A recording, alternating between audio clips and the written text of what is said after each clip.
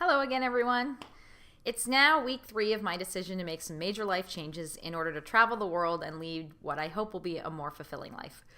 In the last week, I've continued to read The 4-Hour Work Week while also brainstorming business ideas and continuing to work my regular job. So let's start my recap with work. I had an interesting conversation with my CEO on Thursday. As I mentioned in the first episode, I had spoken to management about moving to London with my company. And after the initial conversation, I decided that I was going to not move, since it would mean I couldn't do any long-term traveling, as I would be in London as a home base just instead of DC.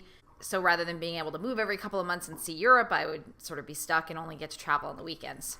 So I didn't pursue the issue any farther.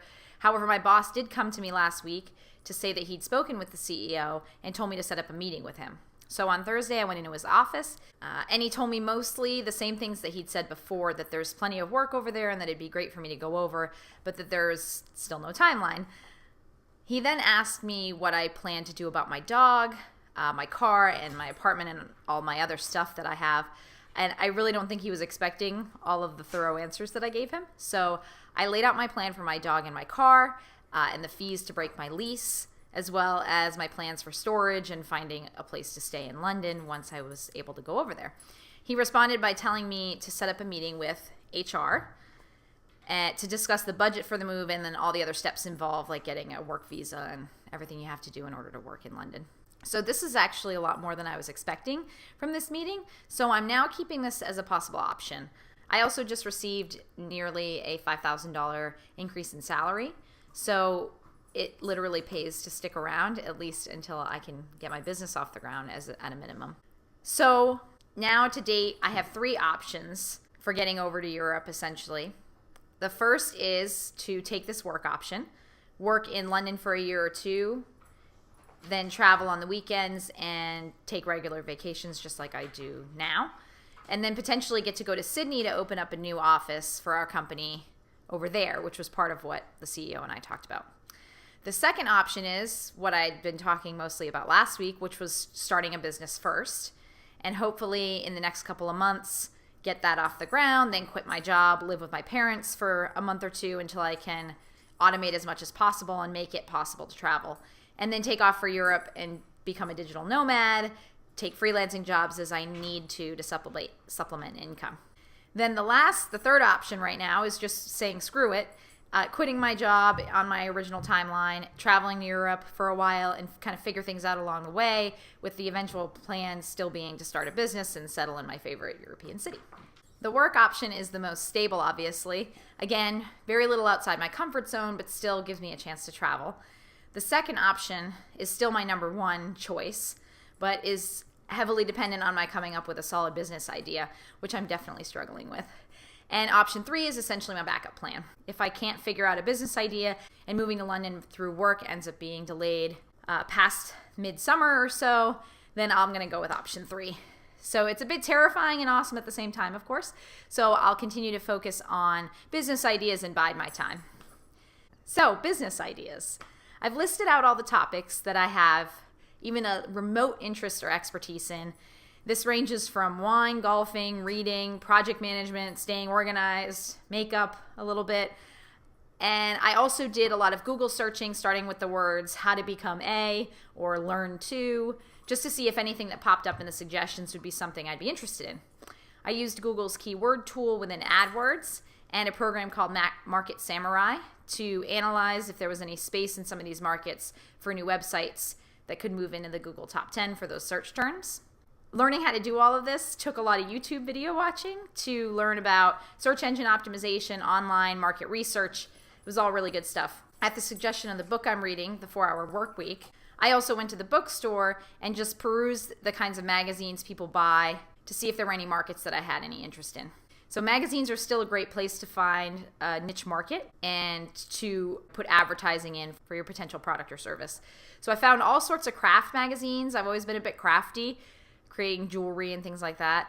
So there's some options potentially there. And I've been writing everything down that I come up with in just a big bullet pointed list in Microsoft OneNote so that I can do additional research. I honestly think my best chance of success is to focus on a niche market of mainly women, since most successful entrepreneurs in the internet business space are men, and so very few of them probably target female markets. So the search for the business idea continues. In other news, this week I have an interview with Ivy.com. It's not a job interview. It's this odd concept that I stumbled upon while mindlessly scrolling through my Facebook feed and decided to put my name in for. Ivy.com has dubbed itself a social university. At first, I thought it was just basically a glorified meetup group or something like those 30-something adventure groups that you hear advertisements for on the radio. But they actually conduct in-person interviews and host a ton of events in 7 major U.S. cities for networking amongst thought leaders in entrepreneurship, art, social impact, policy, and wellness. It is $1,000 to join and an additional $40 a month for special benefits and treatment, which is quite a bit, obviously. They seem to have a list of some pretty influential people, though, as members and speakers. They tout Hugh Jackman a lot, so I think he's spoken a couple times, and a bunch of entrepreneurs, successful entrepreneurs, and professors at major schools, Ivy League schools. So I figured the very least I can do is go to this happy hour. There's no cost or anything, and do the whole interview piece and hear more about what it is. So my reasoning for checking this out is that I need to be spending more time with people if I'm going to come up with a real business idea. I can't just sit there and read books and sit alone in cafes. So this may be an opportunity to network with intelligent and successful people, hear their stories, get ideas, and maybe make some beneficial connections along the way. They're also planning to expand Ivy.com Social University to London. So there's potential opportunities if I end up over there that I could continue doing things with the group. So another aspect of my plan that I've been putting more thought into is this April week off that I've decided to take. Originally, I was just going to stay in the area the whole time, spend a lot of time in this local cafe that I discovered this weekend that I really love hanging out at, and just spend time with my dog and work on my business plan and whatever else. But I'm afraid it's not really going to help with the ideation I desperately need to figure out. So I want to go somewhere and hopefully experience something new.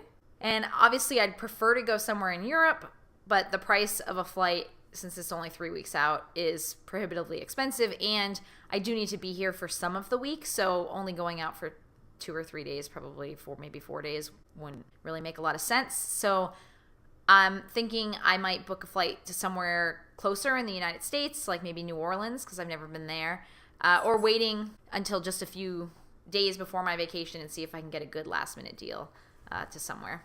So I continue to toss those ideas around in my head.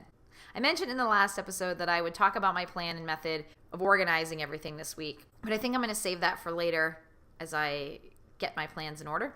And then over this coming week, I'm going to go ahead and finish up the book that I'm reading, start reading a new entrepreneurship book so that I can just keep the ideas flowing. And then I'm going to go to this interview for Ivy.com to see what it's about, and also meet with the HR manager to discuss my options for getting to London with work. So I will be back again in 7 days to let you know how all of this goes. And I hope you've enjoyed spending some time with me again, and I'll see you soon.